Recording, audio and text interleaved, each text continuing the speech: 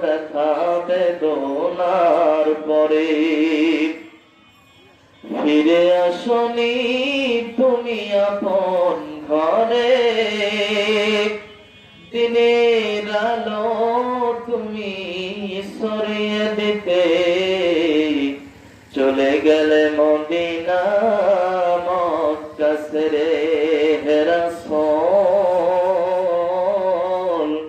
তোমাকে ভুলে আমি কেমন করে, হে রাসূল তোমাকে ভুলে আমি কেমন করে। আল্লাহুম্মা সাল্লি আলা সাইয়্যিদিনা মাওলানা মুহাম্মাদ ওয়া আলা আলি সাইয়্যিদিনা শাফিআনা মুহাম্মাদ। সকলে বলুন সাল্লাল্লাহু আলাইহি ওয়াসাল্লাম। সম্মানিত আজকের জলসার উপস্থিত সকল শ্রোতাবৃন্দ, মঞ্চে বসা মুরব্বিয়ানে আযম, পর্দার অন্তরালে আমার সম্মানিত আম্মা এবং বোনেরা, সকলের প্রতি আমার আন্তরিক সালাম। আসসালামু আলাইকুম ওয়া রাহমাতুল্লাহি ওয়া বারাকাতুহু। আসুন আমরা সর্বপ্রথম শুকরগুজার হচ্ছি সে আল্লাহ তাআলার দরবারে, যে আল্লাহ রাব্বুল আলামিন দয়া করে, মায়া করে, মেহেরবানি করে, ভালোবেসে, মহব্বত করে দুনিয়াবী সমস্ত ফিতনা ফাসাদ থেকে ফারেক করে যে জামানায় পাপ থেকে বেঁচে থাকাটাই বড় কষ্টকর, সে এক কঠিন জামানার মধ্যে আল্লাহ তাআলা সমস্ত পাপ অপঙ্কিল পাপ থেকে হেফাজত করে এই দ্বীনি মাহফিলে এসে বসবার মতো তৌফিক দিয়েছেন। এজন্য আমরা খুশি না বেজার? যদি খুশি হয়ে থাকি সে আল্লাহর দরবারে লাখ বলে শুকরিয়া সকলে দিল থেকে সমস্যাটা করছি আলহামদুলিল্লাহ। আর একটু আওয়াজ দিয়ে পড়ছি আলহামদুলিল্লাহ।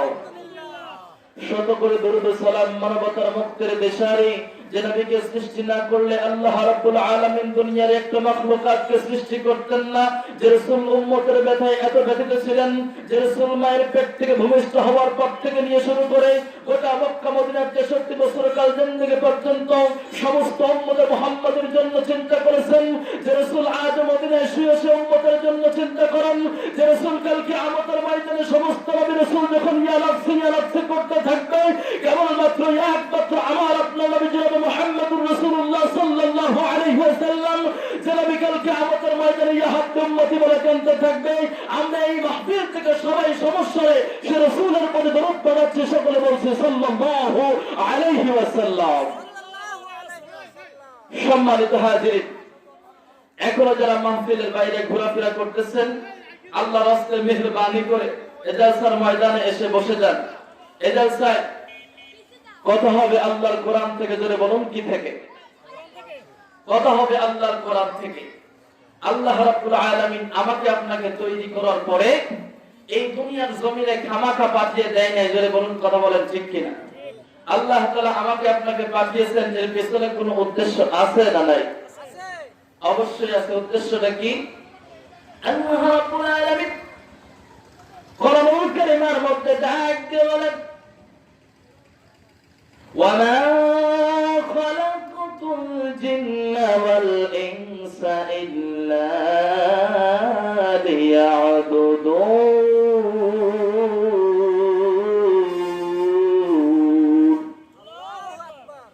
আল্লাহ তাআলা तमाम পৃথিবীর মানুষদেরকে ডাক দিবেন, وَمَا خَلَقْتُ الْجِنَّ وَالْإِنسَ إِلَّا لِيَعْبُدُونِ। আমি আল্লাহ তাআলা সমস্ত মানব আর জিন জাতিকে তৈরি করেছি, ওদেরকে দুনিয়ার জমিনে পদার্পণ করিয়েছি, ওদেরকে দুনিয়ার জিন্দেগিতে পাঠানোর পেছনে আমি আল্লাহর একটা উদ্দেশ্য রয়েছে। আর ওই উদ্দেশ্য হলো যেই বান্দা বান্দীদেরকে আমি আল্লাহ দুনিয়ার জমিনে পাঠিয়েছি, ওই বান্দা বান্দী দুনিয়াতে যাওয়ার পরে আমি আল্লাহর রিজিক ভক্ষণ করার পরে আমার দেওয়া হায়াত নিয়ে বেঁচে থাকাকালীন সময়ে আমি যে উত্তম জীবন ব্যবস্থা তাদেরকে দিয়েছি, এই উত্তম জীবন ব্যবস্থার মধ্যে মানুষ গোলামি করবে একমাত্র আল্লাহর। কথা বলেন ঠিক কিনা?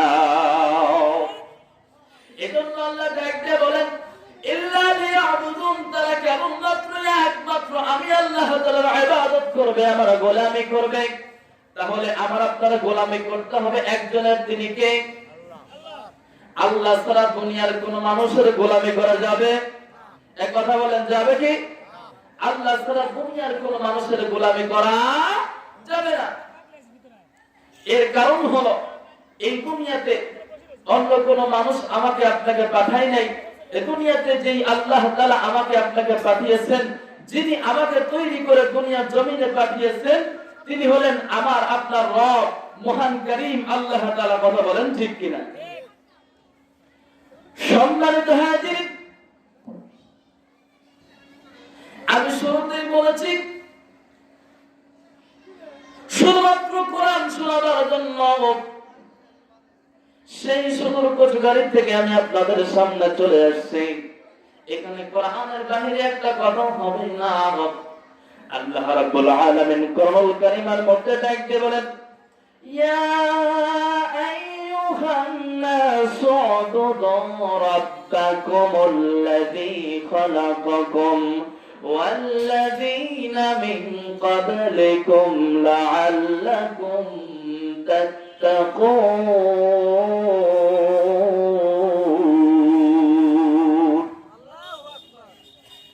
আল্লাহ তাআলা কোরআনুল কারীমের মধ্যে ডাক দিয়ে বলেন, ইয়া আইয়ুহান নাসু উবুদু, রে দুনিয়ার মানব মণ্ডলী। আল্লাহ তাআলা এখানে কিন্তু মুসলমানদেরকে উদ্দেশ্য করে ডাকবেন নাই। আল্লাহ তাআলা কেবলমাত্র মুমিনদেরকে উদ্দেশ্য করে ডাক দেয় নাই। আল্লাহ তাআলা হিন্দু খ্রিস্টান ভেদাভেদ করে মানুষকে ডাক দেয় নাই।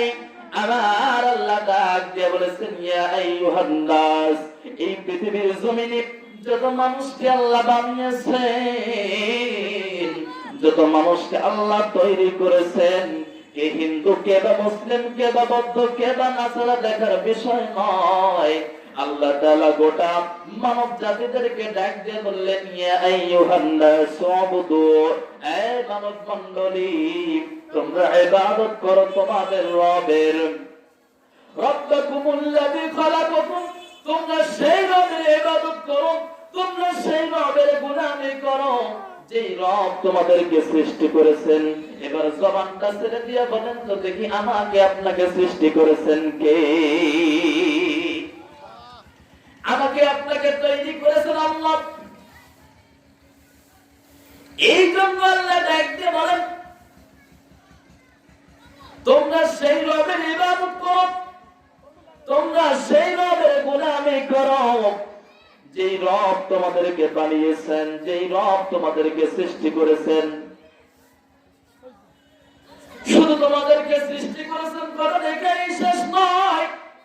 আল্লাহ রাব্বুল আলামিন পরবর্তী বাক্যের মধ্যে ডাক দেবেন, ওয়াল্লাযীনা মিন ক্বাবলিকুম, শুধু তোমাদেরকে সৃষ্টি করেছে তাই নয়, তোমাদের পূর্বে যারা এই দুনিয়ার জিন্দেগিতে বসবাস করতো, ওই মানব দিগকে, তোমাদের পূর্বপুরুষ উত্তরসূরিদেরকে ওই আল্লাহই বানাইছেন। কথা বলেন ঠিক কিনা?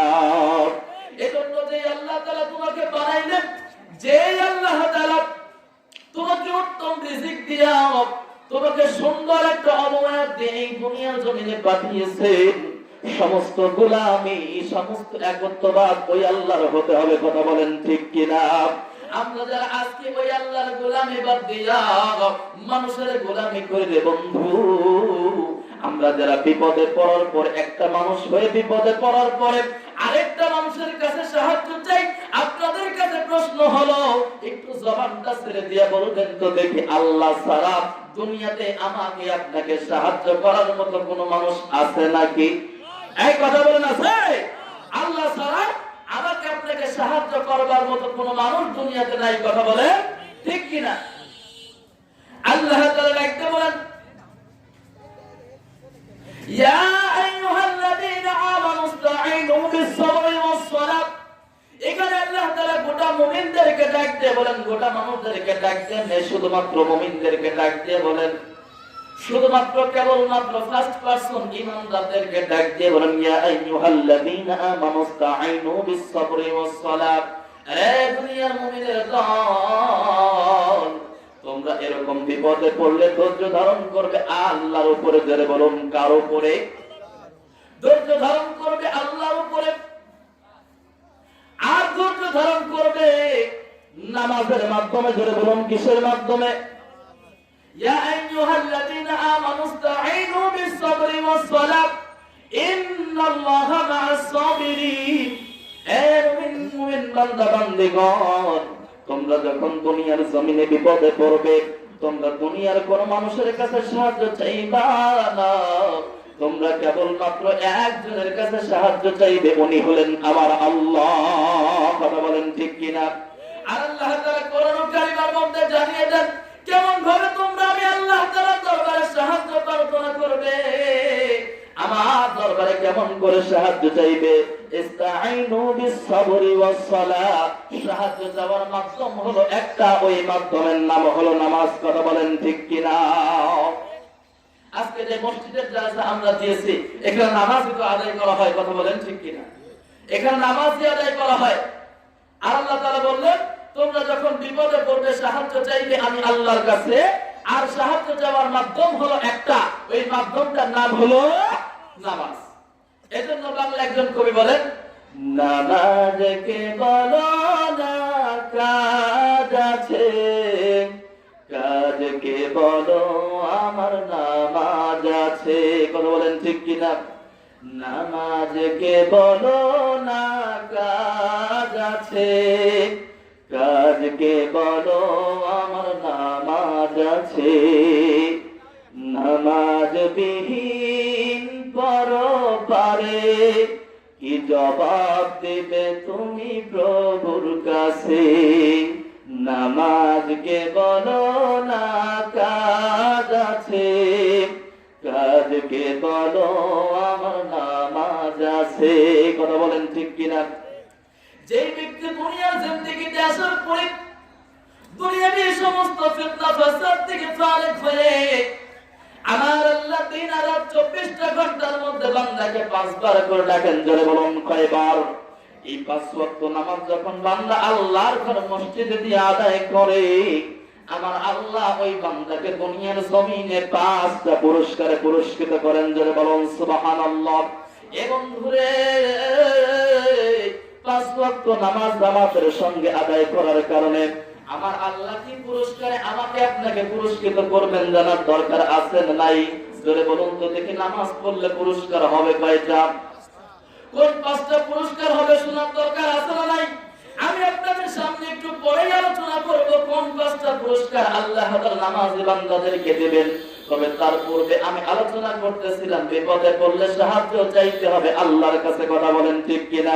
আজকে কিছু মানুষকে তাকিয়ে দেখবেন যারা বিপদে পড়লে সাহায্য চায় মানুষের কাছে। মানুষ কি সাহায্য করতে পারে? একটা মাখলুক হয়ে আরেকটা মাখলুকের কাছে কি করে আপনি সাহায্য চান? আপনাকে যে আল্লাহ বানাইছে, আপনাকে যে রব লালন পালন করতেছে, আপনি আরেকটা মানুষের কাছে সাহায্য চাইলেন, ওই মানুষটাকেও কে বানাইছে? কথা বলেন আল্লাহ বানাইছে, ঠিক কিনা? এজন্য সাহায্য চাইতে হবে এমন একজনের কাছে, প্রার্থনা করতে হবে এমন একজনের কাছে, সমস্ত কিছুর জন্য হাত বাড়াইতে হবে একজনের কাছে। তিনি কে? তিনি হলেন আল্লাহ। কারণ আমার আল্লাহ তাআলা ধন ভান্ডারে কোনো কিছুর অভাব আছে নাই? এক কথা বলেন, কোনো কিছুর অভাব আছে? কোনো কিছুর অভাব নাই। এজন্য কিছু চাইতে হবে একজনের দরবারে। তিনি কে? আল্লাহ। আর এই আল্লাহ তাআলাই বান্দাদের গাইডলাইন হিসেবে জনাবে মুহাম্মদুর রাসূলুল্লাহ সাল্লাল্লাহু আলাইহি ওয়াসাল্লামের উপরে গোটা দুনিয়ার মুমিন মুত্তাকিদের জন্য পথ প্রদর্শক হিসেবে তৈরি করেছেন আল কোরআন। জোরে বলুন নাম কি? আল কোরআন। এটা নাযিল হয়েছে কার উপর একটু জবান খুলে বলতে পারবেন? মুহাম্মদুর রাসূলুল্লাহ সাল্লাল্লাহু আলাইহি ওয়াসাল্লাম আমার আপনার নবী, ওনার উপরে সুদীর্ঘ 23 বছরে যখন যেই সময় যেই আয়াতের প্রয়োজন, যখন যেই সময় যতটুকু প্রয়োজন, আল্লাহ তাআলা লৌহে মাহফুজ থেকে আমার আপনার পয়গম্বর, আমার আপনার নবী জনাবে মুহাম্মদুর রাসূলুল্লাহ সাল্লাল্লাহু আলাইহি ওয়াসাল্লামের উপর এই কিতাব নাযিল করেছেন। এতে কোনো সন্দেহ আছে? এতে কোনো সন্দেহ নাই। আজকে মাহফিলটাও কোরআনের মাহফিল। কথা বলেন কিসের মাহফিল? এই মাহফিলে কথা হবে কোরআন থেকে। কথা বলেন ঠিক কিনা? এই মাহফিলে কথা হবে কোরআন থেকে। কোরআন থেকে আওয়াজ করে ওই ওয়াজ অনুযায়ী যদি আমার আপনার প্রত্যেকটা জীবনটা বাস্তবায়ন করতে পারি, তাহলেই আজকের মাহফিলটা সার্থক হবে। কথা বলেন ঠিক কিনা? আজকে কোরআন শুনতে গেলে বাধা আছে না নাই? এক কথা বলেন, বাধা আছে না নাই? আজকে কোরআন শুনতে গেলে বাধা আছে।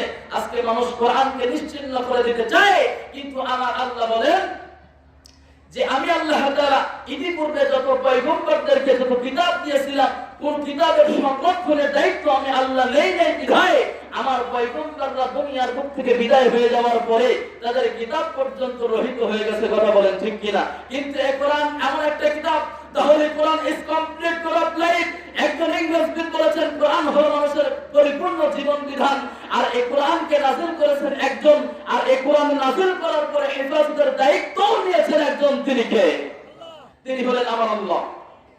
সম্মানিত হাজিরিন, আল্লাহ রাব্বুল আলামিন কোরআনুল কারীমের মধ্যে ডাক দিয়ে বলেন, ইন্না নাহনু নাযালনা যিকরা ওয়া ইন্না লাহু লাহাফিযুন।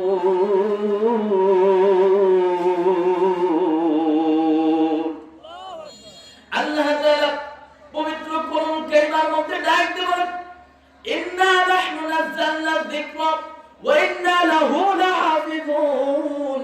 ও নবী, আপনি तमाम পৃথিবীর মানুষদেরকে জানায়া দেন, আমি আল্লাহ তাআলা এই কোরআনকে নাযিল করেছি। এই কোরআনকে নাযিল করেছি কথাটা এখানে শেষ নয়। আমি আল্লাহ তাআলা সাত আসমান সাত জমিনের মালিক। শুধুমাত্র কোরআনকে নাযিল করে ক্ষান্ত হই নাই, কোরআনের হেফাজতের দায়িত্ব পর্যন্ত আমি আল্লাহ নিয়ে নিয়েছি। কথা বলেন ঠিক কিনা?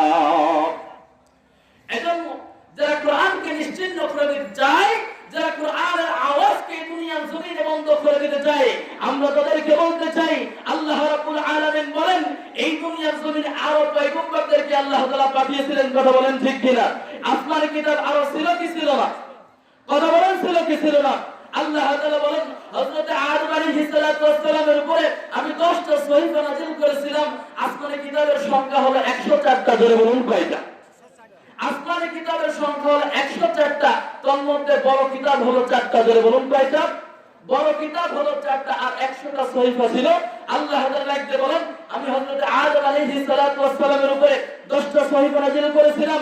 হযরত আদম আলাইহিস সালাতু ওয়াস সালাম যখন দুনিয়ার বুকে জিন্দা ছিলেন, আদম আলাইহিস সালাতু ওয়াস সালামের সহিফার আইনও দুনিয়ার জমিনে ইস্তেকামত ছিলেন।